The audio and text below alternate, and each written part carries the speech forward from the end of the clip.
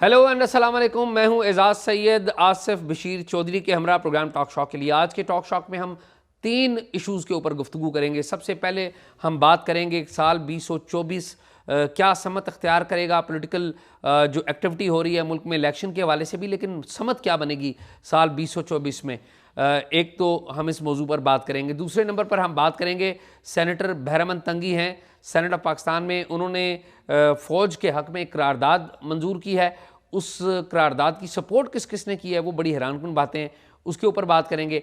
तीसरे नंबर पे एक बड़ी अच्छी खबर है। मायूस खबरें तो हम देते ही रहते हैं, लेकिन अच्छी खबर ये है कि हमारे यहाँ जो टूरिज़म है, यानी कि सियाहत की जो इंडस्ट्री है, उसको बैनुल-अक़वामी तौर पर रिकग्नाइज़ किया गया है, ये तस्लीम किया गया है कि पाकिस्तान दुनिया की जो बेहतरीन डेस्टिनेशन है या मंजिल के तौर पर साल 2023 में रहा।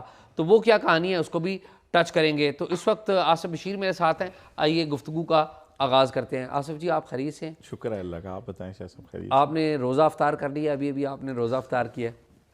जी बिल्कुल, बस वो ये तो निजी मामलात हैं, हाँ इसकी नहीं, ज़रा हैं तशरीह हैं मुनासिब हैं नहीं ऐसे है। ही है, ऐसे ही ऐसे ही। और शाह साहब, आप खैरियत से हैं? बस सब आप ठीक बताएं। ठाक हैं? आज क्या खबरें हैं शाह साहब? ये 2024 में क्या होने जा रहा है? आज पहला शो है 2024 के अंदर, तो बताएं ज़रा लोगों को कि 2024 में होगा क्या। आप देख रहे हैं 2024 का आगाज़ मैंने आपके साथ किया है, थैंक ठीक यू वेरी मच। है। तो आसिफ, आपकी असेसमेंट क्या है कि क्या होगा? देखें जी, इस साल से तो बड़ी तवक्कुआत हैं लोगों को, ठीक है। और कुछ तवक्कुआत जो हैं वो मायूसी में बदलती भी नज़र आ रही हैं। ठीक जो है। सबसे बड़ी तवक्को तो मुल्क में सियासी जो है मैदान है उसमें है कि ठीक है। इलेक्शन होने हैं, ठीक है। और लेवल प्लेइंग फील्ड भी मांगा जा रहा है, और तवक्को की जा रही है कि लोगों को ये चांस दिया जाएगा कि वो अपनी लीडरशिप मुंतखब करें। ठीक, लेकिन उसके साथ साथ एक एक चीज़ हमें ये भी नज़र आ रही है कि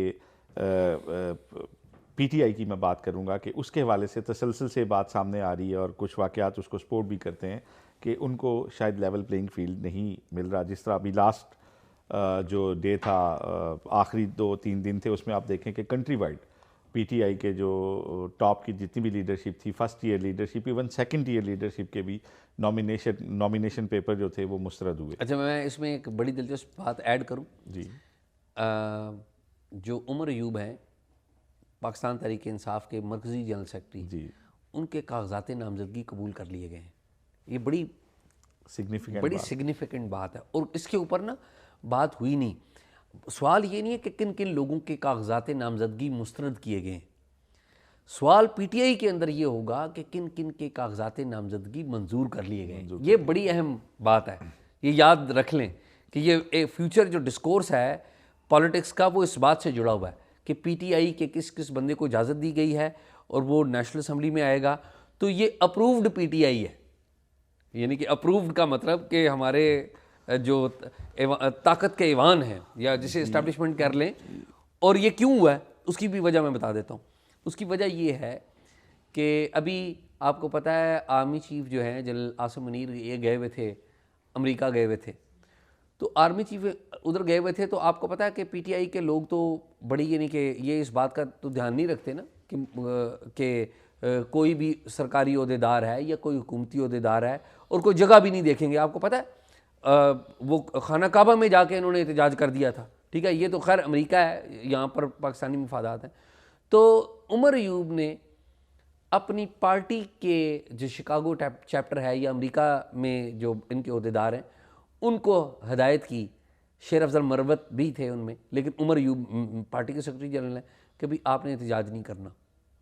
तो उमर अयूब आप देख लेना, उमर अयूब आपको कहीं शोर मचाते हुए नज़र नहीं आ रहे, उमर अयूब कोई एहतजाज करते हुए नज़र नहीं आ रहे। उमर अयूब बिल्कुल आज़ाद हैं, वो अपने घर पे मौजूद हैं। अच्छी बात है ये, मैं कोई ये नहीं कह रहा कि क्यों है, लेकिन मैं ये बात अर्ज़ ये कर रहा हूँ कि उन्होंने अपना जो दरवाज़ा है ना वो इस्टेब्लिशमेंट के साथ खोला हुआ है, यानी कि उनको नाराज़ उन्होंने नहीं किया हुआ। तो सियासत तो इसी तरह का नाम है ना कि आप आगे बढ़े। सब उनको मेरा ख्याल है वो जो आपने देखी थी ना उनकी पीठ पे निशान, एक दफ़ा उन्हें वो डंडे पड़े थे, तो उसके बाद शायद उन्हें पता चल गया कि स्पेयर किसी को नहीं किया जाएगा। मेरा ख़ानदानी बैकग्राउंड जो भी है, जनरल अयूब जो है उनकी औलाद से हूँ मैं, पोता हूँ उनका, लेकिन उनको भी शायद रियलाइज़ हो गया कि अब जो है इसमें स्पेयर किसी को नहीं किया जा रहा। नहीं नहीं, और फिर मैं अब आपको तो उन्होंने दूसरी स्ट्रेटजी इख्तियार कर ली। हाँ, ऐसा ही। तो खैर मैं कह रहा हूँ कि क्विक कमेंट आप देना कि 24 में क्या होगा जी। और फिर मैं भी क्विक कमेंट देता हूँ। 24 में शायद एक तो ये है कि मुझे तो क्लैरिटी के है कि इलेक्शन होना है और गिवन टाइम में ही होगा। और ये जो कुछ बातें की जा रही हैं कि शायद हफ्ता दो आगे पीछे, इससे मैटर नहीं होता, इससे फ़र्क नहीं पड़ता। मेन बात यह है कि मार्च की IMF की किस्त आपकी आइंदा हुकूमत को जो मिलनी है वो उसको मिलनी है। तो मैं तो अप्रैल में पैसे देने हैं जी, और पैसे भी देने हैं, फिर उससे पहले किस्त लेनी है, तो वो आइंदा हुकूमत ने करनी है। तो मुझे तो क्लैरिटी है कि इलेक्शन होता मुझे नज़र आ रहा है। लेकिन शाह जी, इससे भी बड़ा सवाल 2024 में ये है कि आपके देखें कि पाकिस्तान 2 लाख तब हुआ था जब एक इलेक्शन जो है उसके बाद एक मुतनाज़ इलेक्शन उसको कर दिया गया था। गो कि वो उस तरह रिगिंग के हवाले से मुतनाज़ नहीं था, लेकिन इक़्तिदार देने से रिलेक्टेंट थे हम, और उसके बाद मुल्क टूट गया था। खुदा न खास्ता पाकिस्तान में हम ऐसा कोई इलेक्शन उसके मुतहम्मल नहीं हो सकते जिसके बाद क्यास मज़ीद बढ़े और जिसको कोई तस्लीम ना करे। लेकिन अभी तक के जो हालात व वाक़यात हैं उसमें जिस तरीके से मैं आपको बता रहा हूँ कि नॉमिनेशन पेपर मुस्तरद हुए हैं, उसके बाद जो है वो बड़ा मुश्किल होगा कि इलेक्शन की जो साख और क्रेडिबिलिटी है वो बड़ी हद तक डैमेज हो जाएगी। अच्छा, मैं आपको 4-5 सीन बताऊं? जी बिल्कुल। क्या मेरे ख्याल में 5 या ज़्यादा से ज़्यादा 6 पॉसिबल सिनेरियोज़ हैं। नंबर 1 सिनेरियो तो ये है कि इलेक्शन तो हो रहे हैं, ठीक है। नंबर 2 सिनेरियो ये है कि इलेक्शन के नतीजे में जो गवर्नमेंट आएगी वो मोस्टली वही गवर्नमेंट होगी जो इत्तेहादी जमातों की, या जिसे PDM की गवर्नमेंट कहते थे। हालांकि वो PDM गवर्नमेंट नहीं थी, इत्तेहादी जमातों की गवर्नमेंट थी। PDM टूट चुकी थी, बाद में ये गवर्नमेंट बनी। पीपल्स पार्टी, नून लीग, JUIF, ये सारे जी, इन लोगों की हुकूमत बनेगी। 2 बातें हो गई। तीसरी बात यह है कि क्या क्राइसिस ख़त्म हो जाएगा, पॉलिटिकल क्राइसिस? आंसर है नहीं, पॉलिटिकल क्राइसिस जारी रहेगा। उसकी वजह यह है कि जो PTI को आप सामने नहीं ला रहे, या उनको एनवायरनमेंट ऐसा पोलराइज्ड मिला कि उनके पास अपनी कैंपेनिंग के लिए या इवन अपने कागजात जमा करवाने के लिए तजवीज़ कुनंदा और तायद कुनंदा उठाए गए, अगर बहुत ऐसे एग्जाम्पल्स मौजूद हैं, तो PTI तो प्रॉपरली इलेक्शन में हिस्सा नहीं ले पाएगी। लेकिन जो गुस्सा है वो तो ग्राउंड पे रहेगा। तो जो पॉलिटिकल क्राइसिस है वो डीपन होता जाएगा, लोगों में अनरेस्ट वो बढ़ेगा। फौरी तौर पे लोग एक्सपेक्ट ये करेंगे कि नई गवर्नमेंट आई है, फौरी रिलीफ दे। और नई गवर्नमेंट क्या करेगी? नई गवर्नमेंट आते साथ फौरी रिलीफ देने की कोशिश करेगी, और जब वो रिलीफ देगी तो वो वायलेशन में जाएगी। किसकी वायलेशन में जाएगी? IMF के साथ आपके जो एग्रीमेंट हो उनकी वायलेशन में जाएगी, ठीक है। फिर नई गवर्नमेंट चाहेगी कि अनरेस्ट ना हो, एहतजाज ना हो। अब IMF के साथ आपने वायदा किया हुआ है कि आपने PIA को सेल करना है, बेचना है। आपने वायदा किया हुआ है कि आप, ये कौमी ख़जाने पे वज़न है ना, स्टील मिल्स को सेल करना है। आप शायद रेलवे को भी एक मौके पर जाके वो सेल करें। तो जिन अदारों को आपने सेल करना है उनके लोग आके एहतजाज करेंगे। आप क्या करेंगे? उनको रोकने की कोशिश करेंगे, अनरेस्ट होगा। तो ये 3 सिनेरियो हैं। तो अनरेस्ट होगा, पॉलिटिकल जो क्राइसिस है वो डीपन होगा, इलेक्शन होंगे। अब चौथी बात जो है वो भी बड़ी अहम है। वो चौथी बात है इमरान खान साहब, कि इमरान खान साहब कब तक जेल में रहेंगे। इलेक्शन में तो वो जेल में ही रहेंगे, लेकिन कभी तो निकालना पड़ेगा ना जी, जो उनका राइट। और इमरान खान साहब निकलेंगे कब? इमरान खान साहब उस वक्त, मेरा ये ख्याल है, निकलेंगे। 2 बातें होंगी। एक बात तो ये है कि जब जो हमारी इस्टेब्लिशमेंट है, इनका जो पीरियड है ना, हनीमून पीरियड, वो नई गवर्नमेंट के साथ जब ख़त्म होगा ना, तो नई गवर्नमेंट की तनाबे खींचने के लिए ना इमरान खान साहब को रिलीज़ कर दिया जाएगा। और इमरान खान साहब तो रेडी हैं। वो कहते हैं कि मैं इस्टेब्लिशमेंट के साथ काम करने के लिए रेडी हूँ, जैसा मुझे कहेंगे, क्योंकि उनका नैरेटिव है ना कि वो फौज को करप्ट हैं, इनसे बात नहीं करनी, इनसे बात नहीं करनी, ठीक है जी। अच्छा, अब इमरान खान साहब को रिलीज़ कर देंगे। अच्छा, द मोमेंट इमरान खान साहब को रिलीज़ करेंगे ना, तो जो सिविलियन गवर्नमेंट होगी और जो इस्टेब्लिशमेंट है, इसके दरमियान ना एक डिस्ट्रस्ट की मूवमेंट पैदा हो जाएगी, अदम एतमाद। और जब इमरान खान निकलेंगे तो आप देखिएगा, वो अगर वो निकले तो बड़े कामयाब उनके जलसे होंगे। तो इमरान खान साहब का फ्यूचर, कि क्या वो पावर में आएंगे या नहीं आएंगे, ये क्लियर नहीं है। लेकिन ये ज़रूर है कि जब ज़रूरत पड़ेगी इमरान खान की, तो उन्हें उस वक्त की जो गवर्नमेंट है उसके खिलाफ इस्तेमाल किया जाएगा। आखिरी बात जी, अच्छा आखिरी बात, ये सारी बातें अपनी जगह पे, जो पाकिस्तान की जो इकानमी है ना, वो भी लिंक्ड है आपकी पड़ोसियों के साथ ताल्लुकात से, इंडिया के साथ आपके ताल्लुकात, अफ़गानिस्तान के साथ आपके ताल्लुकात, अफ़गानिस्तान में तो तालिबान है, आप उनके साथ ताल्लुकात बनाएं या ना बनाएं, लेकिन इंडिया के साथ तो आपको ताल्लुकात बनाने ही पड़ेंगे। तो ये भी देखना पड़ेगा कि हमारी इस्टेब्लिशमेंट और जो गवर्नमेंट है वो इसके ऊपर कितना बोल्ड स्टेप ले पाएंगे, ठीक है। और इसमें आखिरी बात, इस सारे जो खेल के जो सबसे बड़े स्टेक होल्डर है ना, सियासी जमातें तो हमारी अनफॉर्चुनेटली बड़ी कमज़ोर हो गई हैं, और सियासी जमातें कमज़ोर करने में हमारे अपने सियासी रहनुमाओं का बहुत बड़ा किरदार है, बहुत बड़ा किरदार है अपने सियासी रहनुमाओं का, क्योंकि ये आते हैं फिर डील कर लेते हैं, अपने आप को ऑर्गेनाइज नहीं करते। परफॉर्मेंस जो है इनकी सबसे पहले तो अपनी पार्टी होनी चाहिए लोकल गवर्नमेंट के लेवल पे, वो नहीं करते। तो मेरा ये ख्याल है कि establishment will remain A central figure, और इस्टेब्लिशमेंट का जो स्टेक है ना वो पावर के साथ रहेगा, क्योंकि आप या मैं माने या ना माने, या कोई और माने या ना माने, दुनिया को ये इस बात का यकीन होगा कि जो भी गवर्नमेंट आई है उसको इस्टेब्लिशमेंट ही लेके आई है, इस्टेब्लिशमेंट लेके आई है। शाह साहब, मैं जो आपने तज्जिया दी है ना माजी के इस हालात वाक़यात के तनाज़ुर में 100% आपने सही दिया, लेकिन मेरा इसमें एक छोटा सा डिफरेंस है ओपिनियन का, कि जब एक हुकूमत इत्तेहादियों की जो कि मुमकिन तौर पे नज़र आ रही है कि बन जानी है, तो उसके बाद मेरा ये ख्याल है कि मियाँ साहब देखें आने से पहले भी मशरिक़ वुस्ता के ममालिक में वो वहाँ के लोगों को मिल के आए हैं, पाकिस्तान आने से पहले भी। तो एक तासुर ये है कि आपके मुल्क को ना कुछ ममालिक जिन्होंने IMF को भी लिख के दिया है कि हम इन्हें सपोर्ट देंगे, वो इमदाद भी आनी है। और मेरा ये ख्याल है कि पाकिस्तान में इकॉनमी का पहिया जो कि बिल्कुल बुरी कंडीशन से अभी थोड़ा सा बेहतरी में आया है, उसमें मज़ीद बेहतरी ऐड होगी। बिलखुसूस मुझे सेफली मैं अगर कहूँ तो पहले 6 माह जो होंगे हुकूमत के, उसमें मुझे बाहर से पैसे और चीज़ें ये होती नज़र आती हैं। और फिर अगर CPEC 2 आ जाता है, जिस तरह देखें कि आखिरी अयाम में शहबाज शरीफ हुकूमत के चाइना के नायब वज़ीर आज़म आए, हालांकि उन्हें आना चाहिए था अगली हुकूमत के साथ, लेकिन वो ये तासुर देने के लिए आए कि ये अगर इसका एक पहलू ये भी निकाल रहे हैं तजिया निगार, कि उन्होंने ये तासुर दिया कि अगर ये वाली हुकूमत आएगी तो हमारा CPEC 2 इसके अंदर आएगा, ठीक है जी। इसी तरह तुर्की का भी आप देख लें कि जो विज़िट था हाई प्रोफाइल, वो आपके दोस्तों ने ये सिग्नल्स दिए हैं कि अगर इस तरह का कोई सेटअप होगा तो हम इसके साथ चलने को तैयार हैं, इसके साथ अंदर आएंगे। तो मुझे ये लगता है कि इंशाल्लाह इकॉनमी का पहिया जो है वो घूमेगा और वो चलेगा।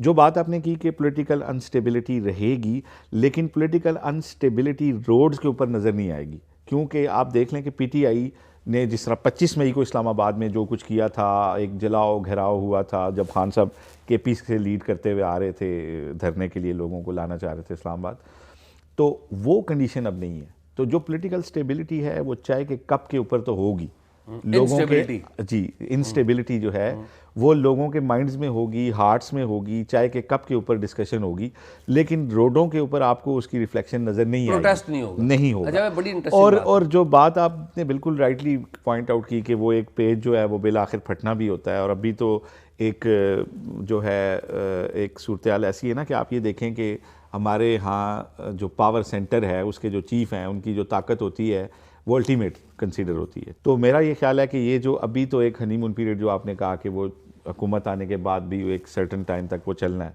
लेकिन उसके बाद जब अगर चीज़ें डिलीवर नहीं होती लोगों को, तो फिर ये जो घुटन है ना, इसका जो फॉल आउट उसी सम में हो सकता है जिसकी तरफ आप इशारा करें। ऐसे ही मेरा तो यही लगता है। तो शाह साहब एक और आप बात कर रहे थे कि आज सेनेट में वो जो करारदाद हुई है वो सेनेटर तंगी साहब ने पेश की है, उसके ऊपर बताएं कि क्या। अच्छा, वो आपसे बड़ी दिलचस्प बात है, सेनेटर बैरमन तंगी है, तो उन्होंने आज सेनेट में करारदाद पहले पेश की कि जी कोई भी जो फ़ौज के खिलाफ प्रोपेगेंडा करे या बयान दे तो उसके बारे में उन्होंने लिखा अगर वो पब्लिक ऑफिस होल्डर है तो उसको ना अहल कर दिया जाए। फिर उन्होंने चेंज की, उन्होंने कहा कि नहीं, उसको कानून के मुताबिक कड़ी से कड़ी सज़ा दी जाए। अच्छा, इंटरेस्टिंग बात ये हुई कि ईवान के अंदर बैठे हुए तमाम जो लोग थे पीपल्स पार्टी, ये सेनेटर बैरमन तंगी जो हैं तो खैबर पख्तूनख्वा से, लेकिन इनका तल्लुक़ पाकिस्तान पीपल्स पार्टी से, ठीक है। अच्छा, और इनकी करारदाद की हिमायत किसने की है? PTI ने की है। इनकी करारदाद इनकी जमात के लोगों ने किया, नून लीग के लोग भी थे, लेकिन अहम बात यह कि PTI इसकी हिमायत कर रही है। वो जो सेनेटर शहजाद वसीम शहजाद हैं वो थे और मुख्तलिफ लोग थे। अच्छा, मुझे यकीन नहीं इनिशियली आया, मैंने फिर वो हमारी जियो की रिपोर्टर है नौशीन, जो कि सेनेट कवर करती है, मैंने उनको फ़ोन किया, मैंने कहा नौशीन क्या ऐसे ही है? उसने कहा बिल्कुल ऐसे ही है। उसने कहा जी बिल्कुल उन्होंने किया। फिर उन्होंने मुझे बताया कि पहले उनका मतन कुछ और था। लेकिन अच्छा, एक और बात आपको इंटरेस्टिंग इन्हीं के वाले से बताऊं, सेनेटर बैरहमन तंगी साहब ने एक करारदाद जो है वो सेनेट में जमा कराई हुई है। वो उसके ऊपर मुझे नहीं पता कि कब वो ना आके बहस होती है। उन्होंने कहा हुआ है कि ये जो सोशल मीडिया के 5 जो प्लेटफॉर्म्स हैं, यानी कि ट्विटर, फेसबुक, टिकटॉक, इंस्टाग्राम और गालबन ये जो व्हाट्सएप है, गालबन ये भी 5 इन शॉर्ट। व्हाट्सएप के बारे में मैं डाउटफुल हूँ, लेकिन तकरीबन 5 बाकी चीज़ें कंफर्म है। इन सब के बारे में उन्होंने कहा है कि इन सब पर पाबंदी लगा दी जाए, पाबंदी लगा दी जाए। एजाज देखें, ये जमा करवाई हुई है, ये मेरी उनसे मुलाकात हुई थी कुछ दिन पहले, तो उन्होंने कहा जी मैं इसके ऊपर ना एजाज भाई आपसे ना बहस करूंगा। मैंने कहा ये तो बड़ी ये गलत बात है, ये तो फ्रीडम ऑफ एक्सप्रेशन को आप नुकसान पहुँचाएंगे। जी एजाज देखें, ये बड़ी ख़तरनाक बात इस लिहाज से है कि आपने कहा ना कि पीटीआई ने हिमायत की है, तो ये जो सेनेट में पीटीआई बैठी है, इस सब ने बाकायदा तौर पे ये वही पीटीआई बैठी है जिसने 9 मई के वाक़यात का बाकायदा ऑन द रिकॉर्ड कैमरों के ऊपर आके सारे सेंटर्स ने इकट्ठे उसकी मजम्मत की थी, और उसके बाद ये बैठे हुए। तो शाह साहब, एक जो बात है ना, देखें बुनियादी बात आइन के आर्टिकल 19 में, जो कि बुनियादी तौर पे आज़ादी इज़हार राय का आर्टिकल है, लेकिन वो भी 2 चीज़ों के ऊपर पाबंदी आयद करता है कि आप अदलिया और फ़ौज के ऊपर जो है वो तनकीद नहीं कर सकते। अब मेरे जैसा जो सहाफ़त का तालिब इल्म है ना, उसका ये मानना है कि अगर फ़ौज के पेशावराना अमूर पे कोई तनकीद करता है तो वो शायद इसके ज़ुमरे में आएगा। लेकिन अगर फ़ौज या अदलिया पाकिस्तान की सियासत में या पाकिस्तान की ज़राअत में या पाकिस्तान की इकॉनमी में अपना कोई रोल प्ले करेंगे, चाहे अच्छी नीयत से ही करेंगे, तो उस पर बात तो की जाएगी ना, उस पर मुमकिन है तनकीद भी की जाए। तो फिर उसको कौमी सलामती के ऊपर हमला नहीं तस्वर करना चाहिए कि जब आप अपनी डोमेन से बाहर आकर कोई काम करेंगे तो उस पर हो सकता है अच्छी अराबियाँ, हो सकता है बुरी अराबियाँ।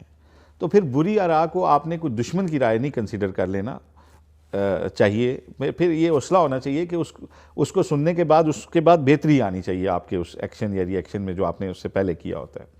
तो जो सोशल मीडिया है, सोशल मीडिया वाकई काफ़ी अरसे से टारगेट, आपको याद है ये जो फवाद साहब बिल लेके आ रहे थे, मीडिया डेवलपमेंट अथॉरिटी, वो जो बिल ला रहे थे, फवाद चौधरी ला रहे थे ना, फवाद चौधरी साहब, वो बेसिकली सोशल मीडिया के ऊपर का उसका बिल था। और एजाज आप देखें कि इंटरेस्टिंगली कि आप पिछले 4 से 5 साल में आप देख लें कि जो सहाफ़ी अगवा हुए हैं, जिनके ऊपर पीका के पर्चे काटे गए हैं या जिनको गोली आके मारी गई किसी जगह पार्क के अंदर, अब सार साहब की मैं बात कर रहा हूँ, मैं मती की बात कर रहा हूँ, अगवा की, मैं पीका के मुकदमे हमारे दर्जनों सहाफ़ियों के ऊपर हुए।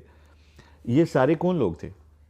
जिनकी कोई ट्वीट बुरी लगी, जिनका कोई व्लॉग बुरा लग गया। इंटरेस्टिंगली ये सारे वो जर्नलिस्ट थे जिनकी नेशनल मीडिया की किसी स्टोरी के ऊपर उनके ऊपर कोई बुरा वक्त नहीं है। रजी दादा, इमरान शफकत, ये सारे नाम, ये सारे, असद तूर को आप देख लें, रजी दादा देख लें, शफकत इमरान देख लें, ये जितने लोग थे, इनके अलावा भी दर्जनों नाम हैं, ये सारे वो लोग हैं जो, तो इसका मतलब है कि अब जो आपकी कोई राय, कोई डिफरेंट ओपिनियन आ जाता है, वो सिर्फ सोशल मीडिया के ऊपर आ रहा है और इसीलिए उनके ऊपर अताब है। तो ये एक नई कोशिश है कि आपके सोशल मीडिया के ऊपर भी कोई बात ना है, और ये बहुत अलार्मिंग है। ये वाकई आज़ादी इज़हार राय के लिए ये बहुत बड़ा चैलेंज होगा अगर इस तरह की कुछ कब्ज़ इसके ऊपर लगाई जाती है मज़ीद। ये तो सैड स्टोरी है ना, ये अच्छी खबर है मेरे पास एक अच्छी खबर भी है। ज़रूर शायद। एक हमारा पूरी दुनिया का ना यूएन का है एक वर्ल्ड टूरिज़्म बैरोमीटर, वो हर साल ना एक शाया करते हैं कि दुनिया के मुख्तलिफ ममालिक में टूरिज़्म की सूरत हाल, इनकी सियाहत की सूरत हाल कैसी रही। तो हमारी बहुत सारी बुरी खबरें आती हैं ना। इस दफ़ा जो यूएन का ये इंडेक्स है वो जारी हुआ है और उसमें पाकिस्तान की जो टूरिज़्म इंडस्ट्री है, या पाकिस्तान को दुनिया की बेस्ट डेस्टिनेशंस में उन्होंने करार दिया कि पाकिस्तान इस वाले से बड़ा बेस्ट है। और फिर उन्होंने कहा कि जी तकरीबन 115% इन्होंने रीगेन किया है, वो जो पैंडेमिक की वजह से वो जो सारा सिलसिला था वो इन्होंने रीगेन किया है।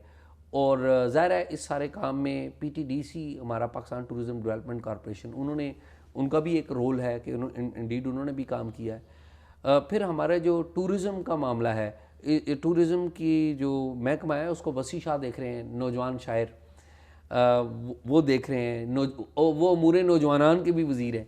तो इनको मेरे ख्याल में कि ये हम बुरी खबरें तो बताते ही रहते हैं, तो जो अच्छी बात है वो भी बतानी चाहिए। अच्छा, पिछले दिनों ना वसी ने बड़ा अच्छा एक काम किया, वसी शाह ने, कि ये जो हमारी शुमाली इलाका जात हैं, हमारे जर्नलिस्टों को भी उठाया जाता है तो शुमाली इलाका जात ही ले जाया जाता है लेकिन ये दूसरे शुमाली इलाका जात हैं जो कि खूबसूरती, दुनिया की जो बेस्ट खूबसूरती है उससे माला माल है, कुदरती हुस्न से माला माल है। वहाँ पर जो पहाड़ी सिलसिला है, जो पूरी दुनिया का सबसे बड़ा पहाड़ी सिलसिला है, तो इन्होंने एक तो ये किया कि एक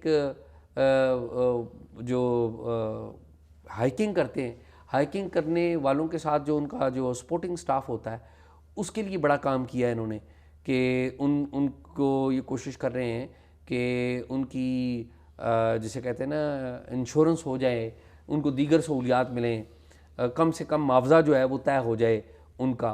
तो इसके लिए इन्होंने वहाँ पर काम किया। फिर इन्होंने टूरिज़म के वाले से एक यूनिवर्सिटी के साथ भी एक MOU वगैरह साइन किया, which is a good thing.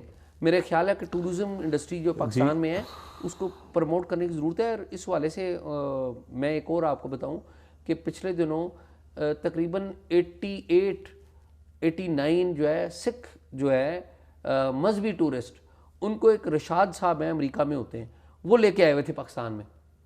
यहाँ पर सिख यात्रियों का को लेके आए, वो पंजा साहब गए, इन सारी जगहों पर गए, तो उन्होंने तकरीबन ना करते हुए 3-4 मिलियन डॉलर खर्च किया।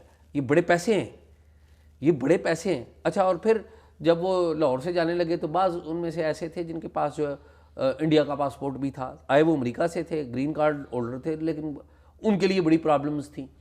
अच्छा, और हमारे यहाँ ये जो करतारपुर का जो कॉन्सेप्ट है ना, करतारपुर का कॉन्सेप्ट ही ये था कि ये बग़ैर वीज़ा के आएंगे इधर। अब तो वहाँ पर भी इन्होंने लगा दिया है पासपोर्ट होना ज़रूरी है और ये होना ज़रूरी है। ये आना जाना जो है शुरू करना चाहिए, ये टूरिज़्म को फ़रोग देना चाहिए, इधर भी लोग आएँ उधर भी लोग आएँ। इसमें ये बड़ी आपने इसमें ज़बरदस्त बात की और एक दूसरा पहलू भी इसका कर दिया। लेकिन मैं ये समझता हूँ कि इमरान खान जो थे ना, उनकी हुकूमत में एक जो सेक्टर जिसके ऊपर काफ़ी वाकई उनका फोकस रहा है वो था टूरिज़म। और आपको याद होगा एक दफ़ा वो वहाँ गए थे, ये दीर के साथ जो डेस्टिनेशन है, और वहाँ फिर बड़ी दुनिया गई उसके बाद। शमदूर मेला की बात कर रहे हैं? नहीं, ये मैं बात कर रहा हूँ, दीर तो हर इधर है, सॉरी, अपर दीर से वो रास्ता जाता है, वहाँ पे काला पानी भी है जहाँ पे, वहाँ पे मैं भी गया था। लेकिन पता है क्या हमारे यहाँ मसला क्या है, आपका इंफ्रास्ट्रक्चर नहीं है। अब इमरान खान तो वहाँ हेली पे गए थे, हम जब गए तो जीप ट्रैक था कोई 5-6 घंटे का, तो बंदा एग्जॉस्ट हो जाता है। वहाँ पे होटलिंग प्रॉपर नहीं थी। मैं आपको बताऊं, पिछले साल मेरे भांजे आए हुए थे, तो मैंने मेरे 3 भांजे थे और उनके साथ उनके 3 दोस्त थे, तो मैंने उन्हें नॉर्दर्न एरिया घुमाया और वो हाईली इम्प्रेस होके गए। और फिर उन्होंने जो वीडियोज़ और तस्वीरें दिखाई, तो इस साल यानी 2024 में उनके कुछ और दोस्त भी उनके साथ आ रहे हैं, और मुझे उनका अक्सर फ़ोन आता है कि वो किन डेट्स में आना है और क्या करना है। तो पाकिस्तान में इतना ज़्यादा पोटेंशियल है ना इस चीज़ का, इतना ज़्यादा पोटेंशियल है टूरिज़म का, लेकिन अनफॉर्चुनेटली ये भी जुड़ा हुआ है सियासी इस्तेहकाम के साथ, लॉ एंड ऑर्डर के साथ, और उसकी वजह से हमें क्या ये अच्छा हो कि नॉर्दर्न एरिया के लिए गो के CPEC की रोड से भी हमारी बड़ी उम्मीदें हैं, जो आपका अभी मोटरवे जो हज़ारा है उससे बड़ा फ़र्क पड़ गया है।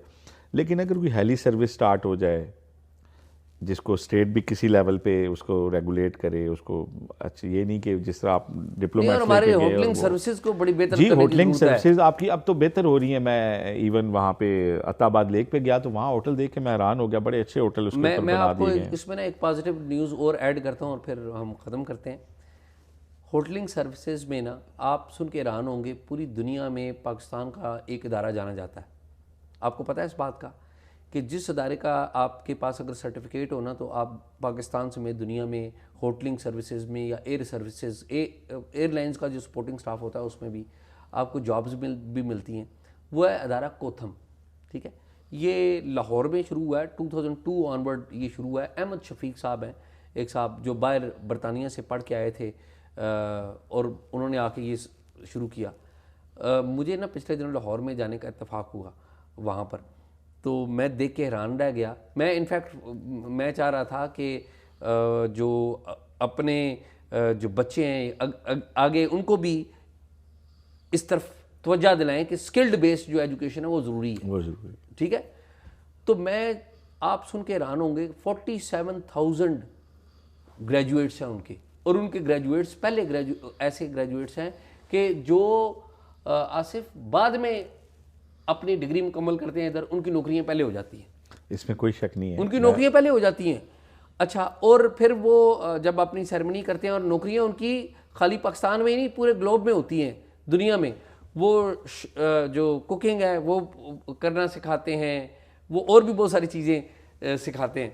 तो मैं किसी दिन आई वुड लव कि उनको बुलाएं हम, और उनसे उनकी जो कहानी है वो सुने, क्योंकि ये लोग वो हैं जिन्होंने पॉजिटिवली हमारी इंडस्ट्री को, जो ब्रॉडली देखें तो टूरिज्म इंडस्ट्री को ये लोग सर्व कर रहे हैं, दे शुड बी सपोर्टेड। और आप देखें कि ये जो स्किल बेस्ड एजुकेशन है, इसमें मैं तो ये समझता हूँ कि इसका इंचार्ज वजीर होना ही किसी ऐसे बंदे को चाहिए जो पाकिस्तान में टूरिज्म के वाले से या दूसरी और बच्चों में, नौजवान नस्ल में स्किल को प्रमोट करे। ये बड़ी ज़बरदस्त बात है सर कि हम जो पैदा करते हैं ना क्लर्क्स, जो बीए करके भी बंदे को नहीं पता होता मैंने क्या करना है।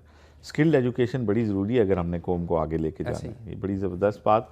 और टूरिज़म के ऊपर जो अगर हम फोकस रखें तो यकीनन बाहर से जो हम ये पैसे कर्ज़ों की शक्ल में और उधार मांग रहे होते हैं, हमें बड़ी सपोर्ट हो सकती है यहाँ पे। डायरेक्ट फॉरेन डायरेक्ट इन्वेस्टमेंट है ना, एक तरह से जिस तरह बाहर से डॉलर आता है, ये वही है। अगर आपकी टूरिज़म ठीक हो जाती है तो आप बहुत आगे निकल सकते हैं। आसिफ, बहुत शुक्रिया आपका। नाज़रीन, आपने प्रोग्राम देखा। अगर आप इस प्रोग्राम के बारे में कोई राय का इजहार करना चाहते हैं तो कमेंट बॉक्स में ज़रूर करिए, और अगर आप हमें को मालूमात देना चाहते हैं तो talkshock777@gmail.com पे हमें मालूमात दीजिए। मुझे और आसिफ बशीर चौधरी को इजाज़त दीजिए। अल्लाह हाफ़िज़।